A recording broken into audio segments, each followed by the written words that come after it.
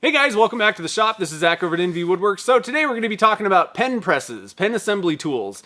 And there's lots of different options out there on the market and things that you can make or use that are in your shop, kind of DIY. And I wanted to kind of share with you my evolution. I get asked questions quite often about this little arbor press that I've been using. Pretty much every video that this is in, I get questions down in the comments section, and I'm going to be moving away from this one. I've found a new solution that's actually free, and I think actually works better than this little arbor press. So we'll kind of, like I said, cover what I've used so far, and then I'm going to kind of show you the new system that I'm going to be using from now on. So let's get started.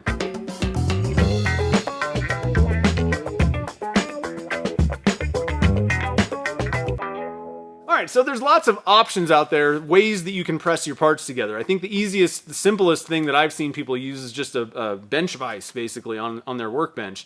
I used a jet parallel clamp for many years, and it worked fine. The only thing I didn't like, if you're going to use something that has a screw, method, you're going to have to constantly readjust that screw because you run out of threads. Not a big deal, but it is kind of annoying if you have a lot of pens and pen parts to put together. Now, a couple years ago, I actually started using a mini arbor press, and I've gotten lots and lots of questions about this. And I got the idea from OJ over at OJ Woodworking Crafts. He had one in a video, and I was like, it was like a light bulb went off in my brain. It never even dawned on me to do it vertically, to press the parts together vertically rather than horizontally. When you're doing it vertically, you can just put your pen blank down on the surface, put your little part on there, and it's much easier to keep it kind of in line rather than trying to hold all these little parts while you're levering something sideways. So I definitely advocate, I think vertical is a much better way to go. Since I've been doing it, I really haven't had it where you end up kind of pressing them at an angle. That just doesn't really happen that often unless the parts just literally don't fit together. Now, the problem is, everybody asked me about this, and for many years, or for a long time, they weren't even available. I bought this on closeout from Wood World of Texas. That's where OJ got his. And it was like $30 on closeout, but they were closing them out, not selling them anymore, so there wasn't any available. I couldn't find them anywhere, so people asked, and I just kind of shrugged. Well, not too long ago, Grizzly started selling them. The problem is they're $80, I think, $75, $80, and I have to be honest, there's no way I would have paid $80 for this thing.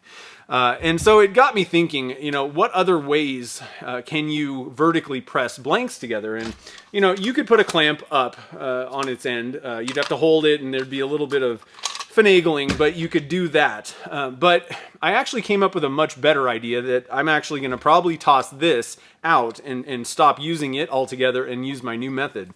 I was looking around the shop, and the most obvious thing, and I don't know why this never even occurred to me, the drill press is basically a big arbor press. It's set up to do everything.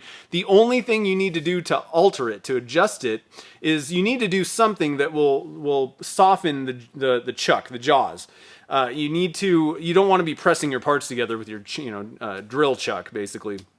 So the one thing that I did was I took a scrap piece of wood about 1.5 inches by 1.5 inches, and I put a tenon on one end, a little post basically that I can put up in the jaws of the chuck.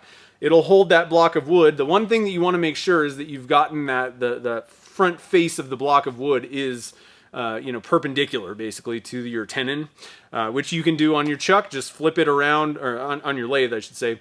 Flip it around once you've established the tenon, and then just square it up on the end. You could even use a Forstner bit, and that'll definitely be a 90-degree angle. And then you have a soft-jawed, arbor press for free.